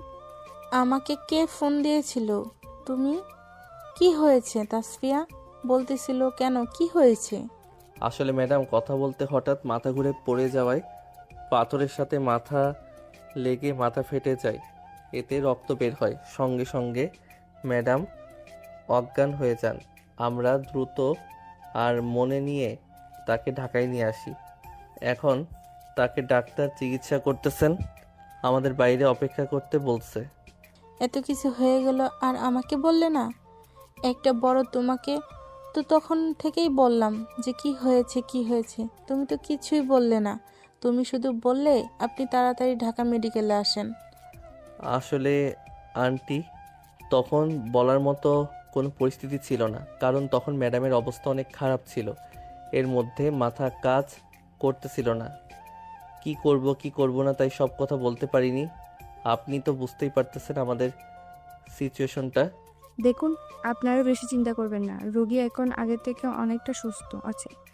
তার মাথা যেখানে ফেটে গেছিল সেখানে আমরা সেলাই করে দিয়েছি। এখন আগের থেকে অনেক বেটার ফিল করতেছে। আপনারা এখন তার সাথে দেখা করতে পারবেন না। আপনাদের 1 ঘন্টা অপেক্ষা করতে হবে। তার জ্ঞান ফিরলে আপনারা তার সাথে দেখা করিয়েন, সমস্যা নেই। এখন সে অনেক সুস্থ আছে। ইরফান এবং ইরফানের বন্ধু তাসফিয়ার বান্ধবী, তারা সবাই একটা কথাই লুকাচ্ছিল যে আসলে তাসফিয়া কেন মাথা ঘুরে পড়ে গেছিল। বিষয়টা এখনো জানাজানি না হলেও বাড়ি যাওয়ার পরে বিষয়টি জানাজানি হবে। কিরে মা, কি এমন হয়েছিল তোর যে মাথা ঘুরে পড়ে গেলি, তাও আবার পাথরের উপর? তুই তো আগে কখনো এমন মাথা ঘুরে পড়ে যাসনি। হঠাৎ কি হলো তোর, মাথা ঘুরে পড়ে গেলি? শরীর কি খুব দুর্বল হয়েছে? সেজন্য তোকে বললাম যে দূরে কোথাও ঘুরতে যাস না। তুই তো আমার কথা শুনলি না। একটুর জন্য বড় কোনো অঘটন ঘটেনি। আম্মু, আমি বুঝতে পারিনি হঠাৎ কিভাবে এমন মাথা ঘুরে পড়ে গেল, কিন্তু আগের চেয়ে অনেক ভালো লাগতেছে। আমি পড়ে যাওয়ার সাথে সাথে যেন আমি জ্ঞান হারিয়ে ফেলি। জ্ঞান ফেরার পর আমি দেখি আমি হসপিটালে। ইরফান বন্ধ। আমার বান্ধবী না থাকলে হয়তো আমার বড় কোনো অঘটন ঘটে যেত। ওরা পাশে ছিল বলেই এখন আমি সুস্থ আছি। বন্ধু, কি করব? আমি কি ভিতরে যাব নাকি যাব না বলতো? কি করব আমি তো বুঝতে পারতেছি না। যদি ম্যাডামের আম্মু সব জায়গায় যায় তাইলে তো এখানে তুল বেঁচে যাবে। আপাতত থাক, পরিস্থিতি একটু ঠান্ডা হোক। আর ম্যাডামের আম্মু যখন বাইরে আসে তারপরেই তো ভিতরে যাস। এখন যাওয়াটা ঠিক হবে না। এখন গেলে যদি সব কিছু তাসফিয়া ম্যাডাম বলে দেয় তখন ঝামেলা হয়ে যাবে। তার চেয়ে বরং ম্যাডামের আম্মু বের হলে তারপর ভিতরে যাস। ইরফান ও ইরফানের বন্ধু অনেক চিন্তায় পড়ে গেল। কি হবে এখন যদি তাসফিয়া ম্যাডাম সব বলে দেয়? তাহলে তো ঝামেলা আরও বেড়ে যাবে। আর যদি ইরফানের আব্বু আম্মু শুনতে পারে ঘটনা, তাহলে তো ইরফানের খবর আছে। কথাগুলো ভাবতে ভাবতে তাসফিয়ার আম্মু বাইরে বেরিয়ে আসলো। পরে যাও তোমরা ভেতরে যাও, তোমাদের ডাকতেছে। আমি একটু ডাক্তারের সাথে কথা বলে আসি। তোমরা গিয়ে কথা বলো, তোমাদের দেখলে অনেক ভালো লাগবে। প্রথম থেকে শুধু তোমাদের কথা বলতেছি, গিয়ে তোমরা দেখা করে যাও। যাক বন্ধু, ম্যাডাম হয়তো কিছু বলেনি, ভুলে কখনো কি অবস্থা হয়ে গেছে। চলে এখন গিয়ে দেখি ম্যাডামের কি অবস্থা। ম্যাডামের আম্মু বলল আমাদের নাকি খুঁজতেছে। হ্যাঁ বন্ধু, তুই একদম ঠিক কথা বলেছিস। চল গিয়ে দেখে আসি কি অবস্থা। আমি তো অনেক ভয় পেয়ে গেছিলাম। যাক আলহামদুলিল্লাহ, এখন যে সুস্থ আছে সেটা শুনে অনেক ভালো লাগছে। ম্যাডাম এখন কেমন আছেন? শরীর এখন আগের চেয়ে ভালো লাগতেছে কি? তখন কি এমন হলো আপনার? আমি তো বুঝতেই পারলাম না। হঠাৎ অজ্ঞান হয়ে পড়ে গেলেন। পড়ে যাওয়ার সাথে সাথে আপনার মাথা ফেটে রক্ত বের হতে লাগবে। আমরা তো অনেক ভয় পেয়ে গেছিলাম। দ্রুত আপনাকে হসপিটালটি নিয়ে আসি। আমাকে নিয়ে এত চিন্তা করে কি লাভ তোমার? আমি বাঁচলেই বা কি, মরলেই বা কি? আমি মরে গেলেই তো তুমি খুশি হও, তোমার পথের কাঁটা সরে যায়। আমাকে তো তুমি চাও না। তো আমি সুস্থ থাকলেই তোমার কি, আর না থাকলেই তোমার কি? খুশি হওয়ার তো কোনো কারণ আমি দেখতে পারছি না। তোমার তো মন খারাপ হওয়ার কথা। দ্রুত আপনাকে হসপিটালে নিয়ে আসি। ম্যাডাম, আপনি এগুলো কী সব কথা বলতেছেন? আপনি মরে গেলে আমি খুশি হব, এটা আপনি ভাবলেন কি করে? আমি আপনাকে শুধু প্রেমের প্রস্তাব মানা করে দিয়েছি, তাই বলে এই নয় যে আপনাকে আমি পছন্দ করি না। অবশ্যই আপনাকে আমি ম্যাডাম হিসেবে অনেক পছন্দ করি, কিন্তু প্রেমিকা হিসেবে নয়। আর আপনি এটা কেমন কথা বললেন? আপনি মরে গেলে আমি খুশি হব? কথাটা শুনে অনেক খারাপ লাগলো ম্যাডাম। এতই যদি দুঃখ পেতে, তাহলে আমার দুঃখকে তুমি দুঃখ পেতে, আমাকে বোঝার চেষ্টা করতে। আমি যে তোমাকে ভালোবাসি সেটা কখনো ফিরিয়ে দিতে না। তুমি আমাকে ভালোবাসো না, আমাকে পছন্দ করো না, সেজন্যই তো আমার প্রস্তাবকে ফিরিয়ে দিয়েছো। আর এবার হয়তো বেঁচে গেছি, কিন্তু এর পরের বার হয়তো আর বেঁচে থাকবো না। কারণ এবার তো একটা অ্যাক্সিডেন্ট ঘটে গেছে। এরপরে আমি নিজেই নিজেকে শেষ করে দিব, কারণ যাকে আমি চাই তাকে পেলাম না। এই পৃথিবীতে থেকে আমার আর কোনো লাভ নেই। আমার মরে যাওয়াই ভালো। তোমাকে ভালোবাসি, তোমাকে যদি না পাই তাহলে আমি আর অন্য কাউকে পেতে চাই না। তাই নিজেকে নিজেই মেরে ফেলাই উত্তম। ম্যাডাম, এবার কিন্তু আমি খুব কষ্ট পাচ্ছি আপনার কথা শুনে। আপনি কথাগুলো কেমন করে বলতে পারতেছেন? আমার জন্য যদি আপনি আত্মহত্যা করেন সেটার জন্য দায়ী থাকবো আমি, আর আমি কখনো সেটা চাইবো না। আপনি বেঁচে থাকুন 1000 বছর, কিন্তু একটা জিনিস আপনি বুঝতে পারতেছেন না, সেটা হলো আমাদেরই সম্পর্ক কেউ মেনে নিবে না। আপনি আমার চেয়ে অনেক ভালো ছেলে ডিজার্ভ করেন, এটা আপনাকে বুঝতে হবে। আমি তো ছোট একটা ছেলে, আপনি আমার চেয়ে অনেক সুন্দর হ্যান্ডসাম ছেলে পাবেন। আমার অন্য কাউকে চাই না, আমার তোমাকে চাই। আর বারবার ম্যাডাম ম্যাডাম করে বলতেছো কেন? তুমি করে বলো। তোমার মুখে তুমি করে শোনার আমার অনেক ইচ্ছা। যদি একবার তুমি আমাকে তুমি করে বলতে, হৃদয়টা প্রশান্ত হয়ে যেত। আমার অন্য কাউকে চাই না, আমার তোমাকে চাই। আর বারবার ম্যাডাম ম্যাডাম করে বলতেছো কেন? তুমি করে বলো। তোমার মুখে তুমি শোনার আমার অনেক ইচ্ছা। যদি একবার তুমি করে বলতে, হৃদয়টা প্রশান্ত হয়ে যেত। তোমার মুখে তুমি শোনার জন্য আর কতদিন অপেক্ষা করাবে আমাকে? আমাকে আর কতবার ফিরিয়ে দিবে? আমি তো মৃত্যুর দুয়ার থেকে ফিরে এসেছি, কিন্তু এরপর কিন্তু আর ফিরে আসবো না। যদি হারিয়ে যায়, যে হারিয়ে যায় তাকে খুঁজে পাওয়া যায়, কিন্তু যে নিজে থেকে হারিয়ে যায় তাকে কিন্তু খুঁজে পাওয়া যায় না। আমিও কিন্তু নিজে থেকে হারিয়ে যাব, আমাকে কখনোই কেউ খুঁজে পাবে না, কারণ আমি আর এই পৃথিবীতে থাকবো না। ম্যাডাম, এমনভাবে পাগলামি করলে কিন্তু হবে না। আপনি অলমোস্ট অসুস্থ হয়ে গেছেন, কালকে আপনাকে বাড়ি নিয়ে যেতে হবে। আপনাকে সুস্থ হন, পরে এগুলো বিষয়ে কথা বলা যাবে। এখন এগুলো বিষয় নিয়ে কথা বলার মতো সময় নেই। আপাতত আপনি সুস্থ হওয়া জরুরি। আপনাকে নিয়ে অনেক চিন্তা হচ্ছে। আসলাম ঘুরতে, আর কি থেকে কি হয়ে গেল বুঝতেই পারলাম না।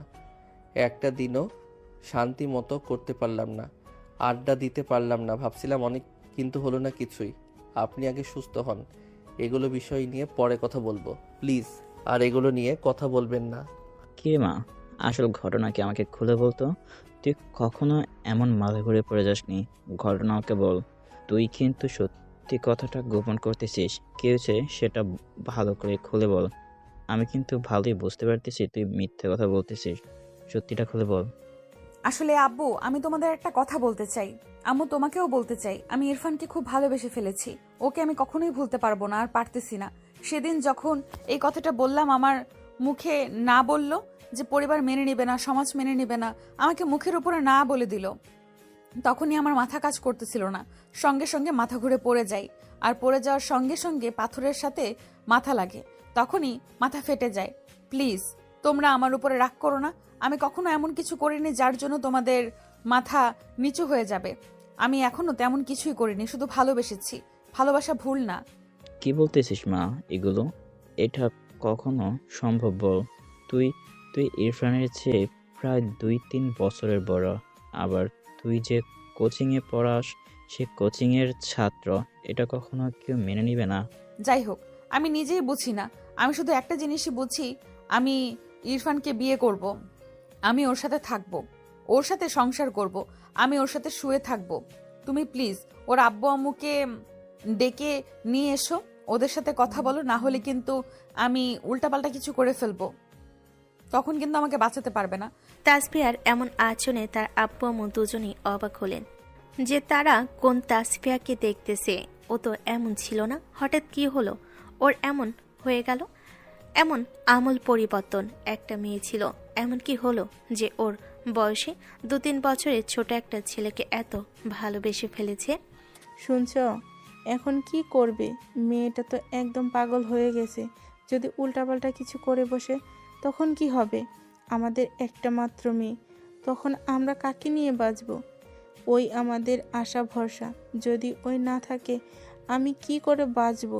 বলো, তুই কিছু একটা করো প্লিজ। মেয়েটার এমন পাগলামি আমি আর সহ্য করতে পারতেছি না। ওর মুখটা শুকিয়ে গেছে, তুমি দেখেছো? সবই তো বুঝতেছি, কিন্তু সমস্যা তো একটা জায়গায়। ওর সামনে ইরফানের আব্বু আম্মু কি রাজি হবে? কারণ ও হলো কোচিংয়ের ম্যাডাম, আর ইরফান সে কোচিংয়ের ছাত্র মাত্র। তার উপর ওর যে বয়সে 3 বছরের বড়। এখন তার পরিবার যদি না মানে, তাহলে আমার কিছু করার আছে বলতো?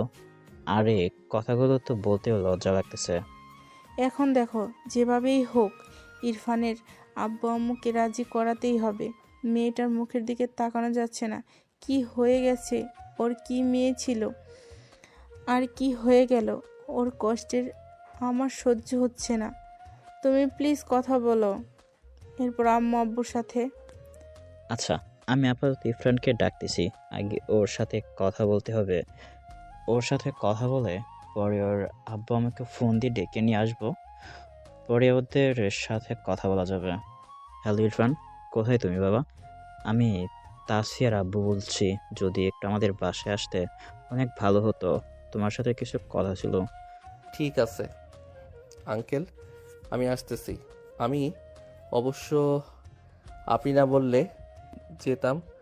ম্যাডামকে দেখতে যেতে হবে, তো সে কালকে কথা হয়েছে, এর মধ্যে আপনার ফোন দিয়ে ফেললেন। 5-10 মিনিটের ভিতরে। এসো ইরফান, এসো।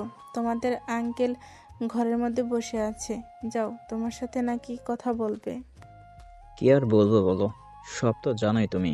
তোমাকে আর নতুন করে কি বলবো? এখন আমার মেয়েটা তো পাগল হয়ে যাচ্ছে বাবা। ওর মুখের দিকে তাকানো যাচ্ছে না। একটা বার আমার মেয়ের মুখের দিকে তাকিয়ে কি এই প্রস্তাবে রাজি হওয়া যায় না? আঙ্কেল আমি আর কি বলবো বলেন? আমার আব্বু আম্মু আছে, আপনি ওদের সাথে কথা বলেন। শুধু আমি রাজি হলে তো হবে না, আমার আব্বু আম্মুর তো রাজি হতে হবে। আর আঙ্কেল আমি রাজি আছি। আমিও ম্যাডামকে অনেক ভালোবেসে ফেলেছি, সেটা শুধু বলতে লজ্জা, তাই বলিনি কখনো। কিন্তু আম্মু তাসফিয়াকে অনেক ভালোবেসে ফেলেছি, শুধু লজ্জাতে বলতে পারিনি কখনো। তুমি যে রাজি সেটা তো আমি জানতাম না, এখন মাত্র জানতে পারলাম। শুনে অনেক ভালো লাগলো, কিন্তু তুমি তো বুঝতে পারছো। আর তোমার আব্বু আম্মুর নাম্বারটাও দাও, আমি ফোন দিয়ে আসতে বলতেছি, ওদের সাথে কথা বলি। ঠিক আছে, তাহলে আমি নাম্বার দিচ্ছি। আমার আব্বু আম্মুর সাথে কথা বলেন, তাদের আসতে বলেন, তাদের সাথে বসে কথা বলেন। হ্যালো, আসসালামু আলাইকুম। আমি তাসফিয়ার আব্বু। আপনার ছেলে যে কোচিং সেন্টারে পড়ে, সেখানকার শিক্ষিকা। আপনাদের সাথে কিছু কথা ছিল। যদি একটু কষ্ট করে আমার বাড়িতে আসতেন তাহলে অনেক খুশি হতাম। ইরফানের আম্মুকে সাথে নিয়ে আসবেন। সবই তো বুঝতে পারতেছি কিসের জন্য আমাদের যেতে বলতেছে, কিন্তু আমার মনে হয় না এটা কোনো সমাধান হবে। তবে আপনি যত বলতেছেন তাহলে আসতেছি কিছুক্ষণের মধ্যে। আসেন আসেন। এই তাসফিয়ার আম্মু, ওদের বসতে দাও। চা নাস্তা রেডি করো, সবাইকে চা দাও। বলেন কি বলতে চান? আমার ছেলের সাথে আমার কথা হয়েছে এই বিষয় নিয়ে। ওর সাথে অনেক রাগারাগি হয়েছে এই বিষয়ে। আমি চাচ্ছি আপনার সাথে রাগারাগি হোক, এটা কখনো সম্ভব না। কোচিংয়ের ম্যাডাম হয়ে কি করে ছাত্রের সাথে বিয়ে হয়? এটা কখনো সম্ভব? সমাজ কি বলবে? ইরফান বলল ও নাকি তাসফিয়াকে অনেক ভালোবাসে। একটা বোঝানোর চেষ্টা করুন ভাই, আমার মেয়েটাকে একটু দেখে আসেন, ওর অবস্থা একটু দেখেন, ওর খুবই খারাপ অবস্থা। ও বলতেছে যদি ইরফান কেউ না পায় তো আত্মহত্যা করবে, নিজের প্রাণ নিজে দিয়ে দিবে। এখন আমরা তো বাবা মা বলে, আপনার তো ইরফানের বাবা মা, যদি আপনাদের ছেলে আমার কথা বলতো তাহলে আপনারা কি বলতেন বলেন? আমাদের অবস্থা খুবই খারাপ, খাওয়া দাওয়া কিছুই নেই, অনেক চিন্তায় আছি। তাসফিয়া খাওয়া দাওয়া করতেছে না, ওষুধ খাচ্ছে না, এভাবে চলতে থাকলেও তো অসুস্থ হয়ে যাবে। সবই তো বুঝতে পারতেছি ভাই, কিন্তু আত্মীয় স্বজনকে কি বলবো? সমাজের মানুষ শুনলেই সি করবে। এখন কি করি বলেন? আমার ছেলে তো পাগলামি করতেছে, আর আপনার মেয়ে তো পাগলামি করে বসে আছে। এখন কি দিয়ে কি করি কিছুই বুঝতে পারছি না। এখন ভাই দেখেন, মেয়েও তো পুরো পাগল হয়ে গেছে ইরফানকে বিয়ে করার জন্য। এখন আমরা তো আর ওকে কম বুঝাইনি, কিন্তু বুঝতে চাচ্ছে না। ওর কথা একটাই, ওই ইরফানকে বিয়ে করবে। আমরা ওকে অনেক বুঝিয়েছি, কিন্তু ওর সেই একই কথা। এখন কি করব আপনারাই বলেন? চোখের সামনে নিজের মেয়েকে এভাবে কি মরতে দেখব? মেয়েটা শুকিয়ে গেছে, ঠিকমতো খাওয়া দাওয়া করছে না, ওষুধ খাচ্ছে না। এভাবে আর কিছুদিন চলতে থাকলে এমনিতেই মারা যাবে। আপনাদের কাছে অনুরোধ রইল, প্লিজ আপনারা রাজি হয়ে যান। ইরফান, তুই এখানে কি করিস? এখানে আমরা কথা বলতেছি, তুই তাসফিয়ার সাথে গিয়ে কথা বল। ওকে গিয়ে খেতে বল, খাওয়া দাওয়া করে ওষুধ খেতে বল। আমরা এখানে কথা বলতেছি, তুই ভিতরে যা। ইরফানের আব্বু, শোনো, সমাজের কথা ভেবে লাভ নেই, আত্মীয় স্বজনের কথা ভেবে লাভ নেই। ছেলে মেয়ে যখন রাজি তাহলে আমাদের আর দ্বিমত করে লাভ নেই। আর তাসফিয়া মেয়েটা তো অনেক লক্ষ্মী, শিক্ষিত, ঘরের কাজ কাম সবই পারে, কিন্তু আমাদের ছেলেকে নিয়ে তো সবচেয়ে বেশি চিন্তা। হ্যাঁ, একমাত্র সেটাই তো বুঝতে পারতেছি না। ও তো কাজ কাম কিছুই করে না, এখনো পড়াশোনা শেষ হয়নি। শেষ হলে তো চাকরি বাকরি শুরু করবে, এখন তো বেকার। এভাবে বিয়ে দিলে কেমন দেখায়? এগুলো কোনো বিষয় না, তাসফিয়া তো কোচিং ছাত্র পড়ায়, ও তো অনেক টাকা বেতন পায়, ও টাকা দিয়ে চলে যাবে। আর তাছাড়া আর ও তো 1-1.5 বছরের মতো বাকি আছে ইরফানের পড়াশোনা, তারপরে কিছু না কিছু হয়ে যাবে। এগুলো নিয়ে এখন তো এত চিন্তা করে লাভ নেই। কি বলতেছেন ভাই? এগুলো আমার ঘরের বউ হয়ে যাবে, বাইরে গিয়ে কাজকর্ম করবে? এটা কখনো সম্ভব না। আমার কোনো কিছুর অভাব নেই। আমার যত বড় বিজনেস আছে, আমার ছেলে পড়াশোনা শেষ করে সেই বিজনেস সামলাবে। ওর কোনো চাকরি বাকরি করতে হবে না। আমি শুধু ওকে ভয় দেখাতে চাকরি বাকরি করতে হবে, যাতে বাস্তবতা বুঝতে পারে। কিন্তু আমি কখনো চাকরি করাতাম না, কারণ আমার নিজের বিজনেস হবে। এগুলো দেখাশোনা করলে অনেক। আর আপনার মেয়েকে নিয়ে কি আমরা বাইরে চাকরি করাবো? আমাদের বংশের এরকম হয় না। তাহলে তো হয়েই গেল। আর আমার মেয়ে তাসফিয়া আর ইরফানকে আমি পুরো সাজিয়ে দেব, যা যা প্রয়োজন আমি সব দেব। তাহলে বিয়ের ডেটটা আগে এখনই করবেন নাকি কিছুদিন পরে আসবেন? সব কিছু যখন ঠিকঠাক হয়ে গেল, তাহলে বিয়ের ডেট ঠিক করে ফেলি। দেরি করে আর লাভ নেই। সামনে সোমবারের দিনটা ভালো হবে। এখন ওদের ছুটি চলতেছে, এখন ভালো সময় সামনে। সোমবার ওদের বিয়ের ডেটটা ঠিক করে ফেলি। আজকে তো রবিবার, মাঝখানে আর 1 সপ্তাহ সময় পাওয়া যাবে। দেরি করে লাভ নেই, ধুমধাম করে বিয়ে দেব। কেউ ভাবতেই পারেনি যে এত সহজে তাদের বিয়ে পাকাপোক্তভাবে হয়ে যাবে। ইরফান তাসফিয়া কেউ আশা করেনি তাদের পরিবার এত সহজে তাদের সম্পর্ক মেনে নিবে। সবাই তো বেশ অবাক। সবশেষে তাসফিয়াও খুশি, ইরফানও খুশি, সঙ্গে দুই পরিবারও খুশি। দেখলে তো, আমার জন্যই আমাদের বিয়ে ঠিক হলো। যদি আমি রাতে আব্বুর সাথে কথা না বলতাম, আব্বুকে রিকোয়েস্ট না করতাম, তাহলে কখনোই আব্বু রাজি হতো না। তবে যাই করো, আমার চেয়ে বেশি করনি। আমি অনেক কষ্ট সয়েছি তোমাকে পাবার জন্য, সবচেয়ে বেশি কষ্ট হয়েছে আমার। তবে যতই কষ্ট করি, সব কষ্ট এখন সার্থক মনে হচ্ছে। তোমাকে আমি পেয়ে গেলাম, এর চেয়ে বড় খুশি আমার কাছে আর কিছুই নেই। পৃথিবীর বুকে সবচেয়ে খুশি মানুষ এখন আমি। হ্যাঁ, অবশ্যই। আমার ওই একই কথা। এতদিন দেখেন ম্যাডাম বলে জানতাম, আর 7 দিন পরে সে আমার ঘরের বউ হবে। ভাবতে অবাক লাগতেছে। নিজের কাছে কেমন লাগতেছে, কোচিংয়ের ম্যাডাম হয়ে গেল বউ। দেখো আর ম্যাডাম ম্যাডাম করো না, মেজাজটা এমনিতেই খারাপ হয়ে যাচ্ছে তোমার ম্যাডাম ম্যাডাম শুনতে শুনতে। আমাকে এখন শুধু জান, সোনা, ময়না এগুলো বলে ডাকবা। তোমার কাছ থেকে এর চেয়ে বেশি আমি আর কিছুই আশা করি না। শুধু আমাকে সারা জীবন আগলে রেখো, ভালোবেসে পাশে থেকো, কখনোই আমাকে ছেড়ে যেও না। অসম্ভব, তোমার হাত যখন ধরেছি এই হাত আর কখনোই ছাড়তেছে না। তোমার হাত ছাড়বো মরণের পরে, এর আগে নয়। তোমাকে সারা জীবন ভালোবেসে আমার এই বুকে জড়িয়ে রাখতে চাই। আমি অনেক সুখী একজন মানুষ, অনেক লাকি একজন মানুষ যে তোমার মতো একটা মেয়েকে আমার জীবন সঙ্গী হিসেবে পেলাম। এই কথা বলেই দুজন দুজনকে জড়িয়ে ধরে একে অপরকে চুমু খেতে লাগলো। তাদের দুজনের এই আলিঙ্গন, ভালোবাসা, তাদের এই সম্পর্ক যেন নতুন একটা ঠিকানা পেল। ভালোবাসা তো এমনই হওয়া উচিত, একে অপরের পাশে থাকা, প্রতি বিশ্বাস, ভালোবাসা। সম্পর্ক তো শুধু শরীরের নয়, আত্মার হতে হয়। হৃদয়ে ভালোবাসা থাকলে সেই ভালোবাসা কখনো নষ্ট হয় না। পৃথিবীর সকল ভালোবাসাই পূর্ণতা পাক, কারো ভালোবাসা অপূর্ণতা ছোঁয় না। থাকুক ভালোবাসা মানেই তো একে অপরের প্রতি শ্রদ্ধা, বিশ্বাস, মনের মিলন। সব মিলিয়ে তো ভালোবাসা। ভালোবাসার মানুষ কেউ কাউকে কখনো না ছেড়ে যায়। সকল ভালোবাসার মানুষ সুখী হোক, সবার ভালোবাসা পূর্ণতা পাক। এভাবেই আরেকটি ভালোবাসার গল্প পূর্ণতা পেল।